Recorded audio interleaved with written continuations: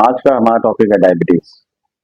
Diabetes यानी sugar हमारे जिस्म के हर हिस्से को मुतासिर करती है। इसी कॉम्प्लिकेशंस आप ले लें तो स्ट्रोक यानी दिमाग का फालिज, हार्ट अटैक, गुर्दों का फेल हो जाना, नसों का खत्म हो जाना और इवन टांगों का कट जाना तक है। तो अगर तो शुगर कंट्रोल रहती है तो इस तरह के मसाइल का हमें सामना तकरीबन नहीं करना पड़ता, लेकिन अगर शुगर ज्यादा रहती है तो ऑफ कोर्स इस तरह के मसाइल का हमें सामना करना पड़ेगा। शुगर बेसिकली खून की नालियों को तंग करती है। जब खून की नालियां तंग होगी तो उन्होंने बेसिकली ब्लड सप्लाई को कंप्रोमाइज करना है।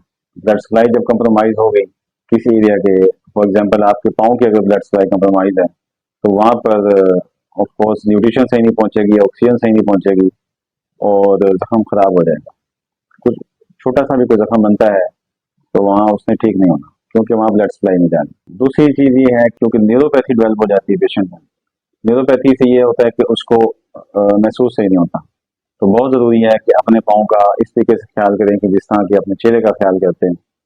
रोजाना पाँव को वॉश करें और उन पर लोशन अप्लाई करें। खुले जूतों का इस्तेमाल करें जो कि लूज हों लेकिन बंद हों, और पाँव का डेली मुआयना करें।